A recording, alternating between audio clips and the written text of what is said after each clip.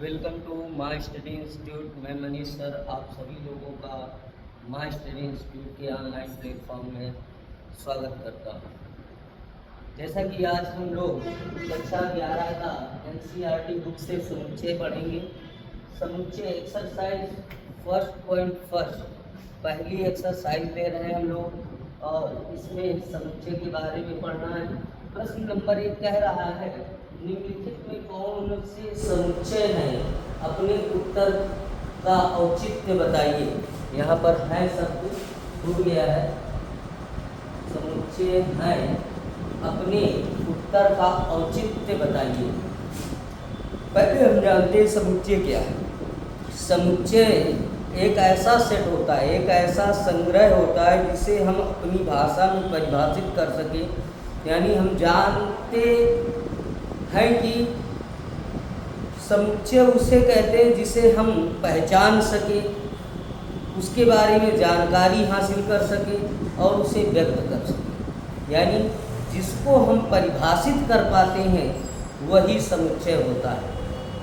किसी भी वस्तु का संग्रह अगर हम उसके बारे में जानकारी रखते हैं तो वो समुच्चय है, और ऐसा संग्रह जिसके बारे में हम व्यक्त ना कर पाएँ, जिसके जानकारी किसी के पास ना हो, वो समुच्चय नहीं होता है।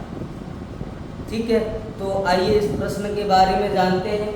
औचित्य आप लोग जो मैं बोल रहा हूँ इसी को लिख सकते हैं। मैं केवल आपको बताऊंगा समुच्चय है और उसका औचित्य बोलकर बताऊंगा आपको।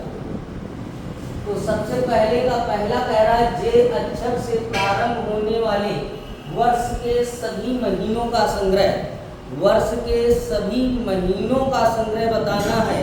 ऐसे महीने जिनका पहला अक्षर जे से चालू हो, तो ये संग्रह समुच्चय है। अच्छा, औचित्य क्या है, क्यों है?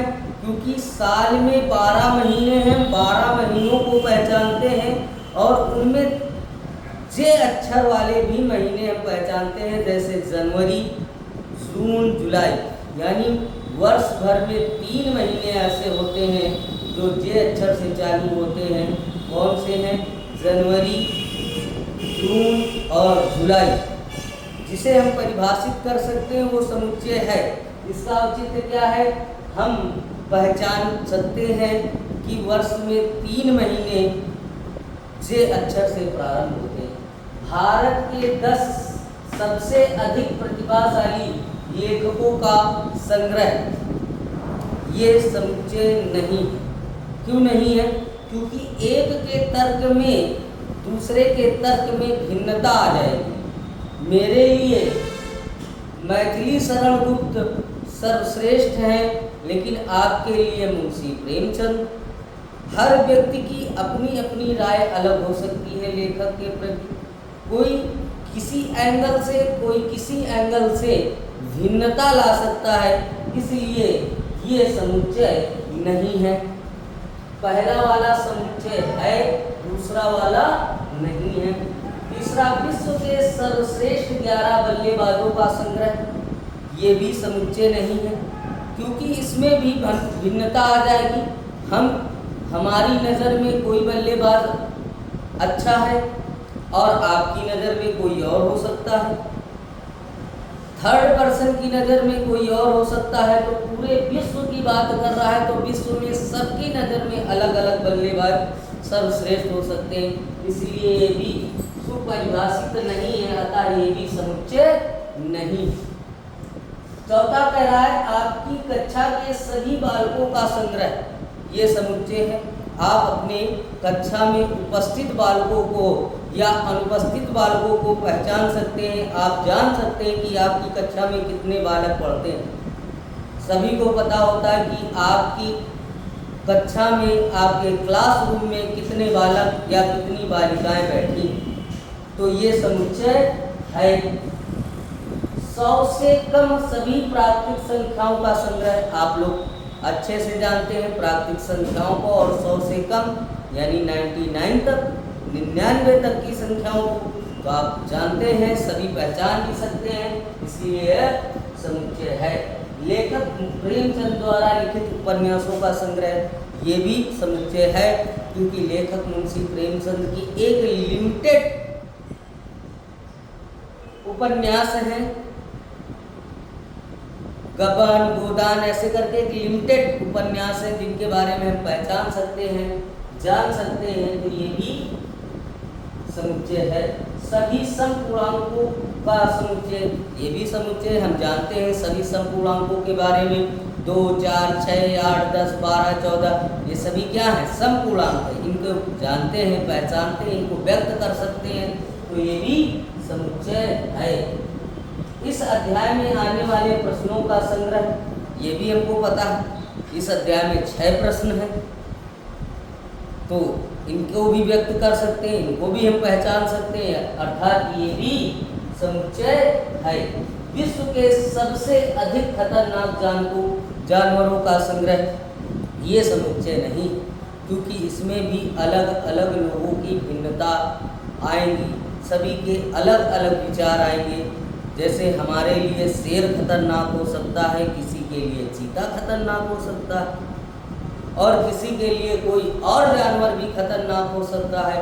तो पूरे विश्व के लोगों में सब में भिन्नताएं आएंगी, अतः ये समुच्चय नहीं। फिर से देख लेते हैं प्रश्न संख्या 1 की, जिसके बारे में कहा बताना है समुच्चय है या नहीं है, और उसके औचित्य भी देना है। औचित्य मैंने लिखा नहीं है, आप लोगों को बता दिया है, जो बताया है इसी को आप औचित्य में लिख सकते हैं। पहला प्रश्न, जे अक्षर से प्रारंभ होने वाले वर्ष के महीनों का संग्रह समुच्चय है, क्योंकि हम इन्हें परिभाषित कर सकते हैं, व्यक्त कर सकते हैं। महीने में साल में 3 महीने ऐसे होते हैं जिनमें प्रारंभ अक्षर जे से होता है, जैसे जनवरी, जून, जुलाई। दूसरा प्रश्न कह रहा भारत के 10 सबसे अधिक प्रतिभाशाली लेखकों का संग्रह, इसमें इसको व्यक्त नहीं किया जा सकता है। क्यों व्यक्त नहीं किया जा सकता है? क्योंकि प्रति व्यक्ति से इसमें भिन्नता आ जाएगी। मेरे लिए कोई और लेखक प्रतिभाशाली होगा, आपके लिए कोई और, इसमें भिन्नताएं आ जाएंगी, इसलिए इसे व्यक्त नहीं किया जा सकता, अतः ये समुच्चय नहीं है। विश्व के सर्वश्रेष्ठ 11 बल्लेबाजों का संग्रह, इसे भी व्यक्त नहीं किया जा सकता है। सभी अलग अलग व्यक्तियों में अलग अलग विचार आ सकते हैं, यानी भिन्नताएं आएंगी तो व्यक्त नहीं किया जा सकता, व्यक्त नहीं किया जाएगा तो ये समुच्चय नहीं है। आपकी कक्षा में सभी बालकों का संग्रह, इसे व्यक्त किया जा सकता है, इसमें भिन्नताएं नहीं आएंगी, इसे पहचाना जा सकता है, अतः ये समुच्चय है। 100 से कम प्राकृतिक संख्याओं का, आप लोग जानते हैं 100 से कम 99 तक की संख्याओं को, प्राकृतिक संख्याओं को आप लोग पहचान भी सकते हैं, व्यक्त भी कर सकते हैं, अतः ये भी समुच्चय है। लेखक प्रेमचंद द्वारा लिखित उपन्यासों का संग्रह, ये भी है, क्योंकि इसे भी व्यक्त किया जा सकता है। और सभी समपूर्णांकों का संग्रह, ये भी है समुच्चय, क्योंकि इसे भी व्यक्त किया जा सकता है, हम व्यक्त कर सकते हैं सम संख्याओं को, 2, 4, 6, 8, 10, 12, ठीक है। इस अध्याय में आने वाले प्रश्नों का संग्रह, इसे भी हम पहचान सकते हैं, व्यक्त कर सकते हैं, तो ये भी समुच्चय है। और लास्ट में कह रहा है विश्व के सबसे अधिक खतरनाक जानवरों का संग्रह, इसमें भी हर व्यक्ति के लिए भिन्न भिन्न जानवर खतरनाक हो सकते हैं, इसमें भी भिन्नता आ जाएगी, अतः इसे भी व्यक्त नहीं किया जा सकता, अतः ये भी समुच्चय नहीं है। ये रहा प्रश्न 1। अब देखते हैं प्रश्न नंबर 2। प्रश्न नंबर 2 कह रहा है, मान लीजिए a बराबर 1, 2, 3, 4, 5, 6 रिक्त स्थानों में उपयुक्त प्रतीक बिलांकु अथवा इज नॉट बिलांकु भरिए। देखिए इसमें क्या है, ये नंबरिंग नहीं है, इसका दूसरे का ये पहला नंबर है, ये दूसरा नंबर है, तीसरा नंबर है, और चौथा नंबर है, पांचवा नंबर है, छठवां नंबर है। देखिए a बराबर दिया क्या है, a बराबर 1, 2, 3, 4, 5 और 6 दिया है, ठीक है। अब बताना है कि ये इसमें क्या भरना है, बिलोंग टू या इज नॉट बिलोंग टू। अगर इसमें दिया हुआ अवयव इसमें है, अगर उपस्थित है तो बिलोंग टू भरा जाएगा, अगर उपस्थित नहीं है तो इज नॉट बिलोंग टू भरा जाएगा। बहुत ही सरल प्रश्न है, देखते हैं। 5, अब ए में देखो 5 है, ये यहाँ पर मिल गया, 5 मिल गया ना, तो हम भर देंगे बिलोंग टू। क्या भर दिया जाएगा? बिलोंग टू, यानी 5 बिलोंग टू ए। 5 ए में निहित है। फिर अगला देखो क्या कह रहा है, अगला कह रहा है 8 ए। अब देखो इसमें है 8 कहीं पर? नहीं है ना, अगर नहीं है तो इसमें भर देंगे इज नॉट बिलोंग टू। अब देखो 0, देखो इसमें कहीं 0 है, ए की वैल्यू में 1 2 3 4 5 6 है, लेकिन 0 नहीं है, इसलिए इज नॉट बिलोंग टू। अब देखते हैं 4 ए में है कि नहीं है, तो 1 2 3 और ये मिल गया 4 अगर है तो भर देते हैं बिलोंग टू। अब देखो कह रहा है 2 ए, 2 भी ए में उपस्थित है तो भर देंगे बिलोंग टू, नहीं होता तो भर देते इज नॉट बिलोंग टू।